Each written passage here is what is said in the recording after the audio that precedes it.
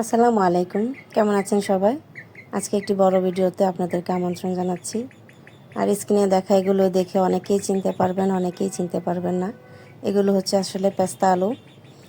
পেস্তা আলু যেটা মাটির নিচে হয়, আর এটা হচ্ছে যেটা গাছে ধরে। ওইগুলো আমাদের গাছ লাগাইছিল, ওইখান থেকে আমি পেরে নিলাম। আর এগুলো বুঝে পাচ্ছিলাম না আসলে কি রান্না করলে ভালো হবে, তাই আমি বুদ্ধি করে এটাই তৈরি করে নিলাম যেন বাচ্চারা এটা খায়।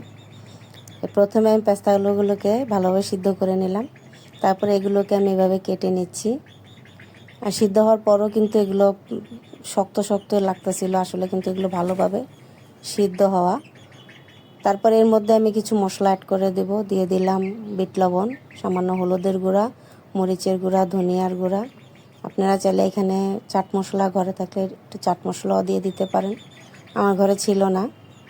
তাই আমি এগুলো দিয়ে মেখে নিলাম। মেখে নেওয়ার পর তারপর এর মধ্যে কিছু ময়দা আর দিয়ে দিলাম সুজি।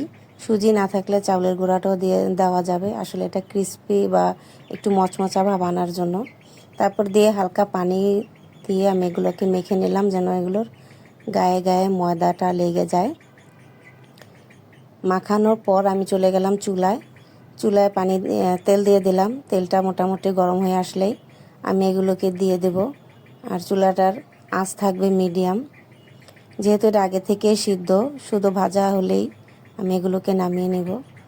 দেওয়ার পর আমি এপাশ ওপাশ উল্টিয়ে পাল্টিয়ে ভালোভাবে ভেজে নিচ্ছি। আর কালার চলে আসলে এগুলোকে নামিয়ে নেব। আর বিশ্বাস করেন, এগুলো খেয়ে আমার বাচ্চারা বুঝতেই পারেনি যে আসলে এটা কী।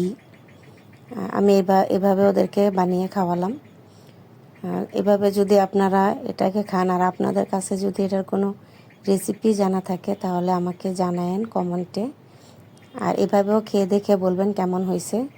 ধন্যবাদ সবাইকে।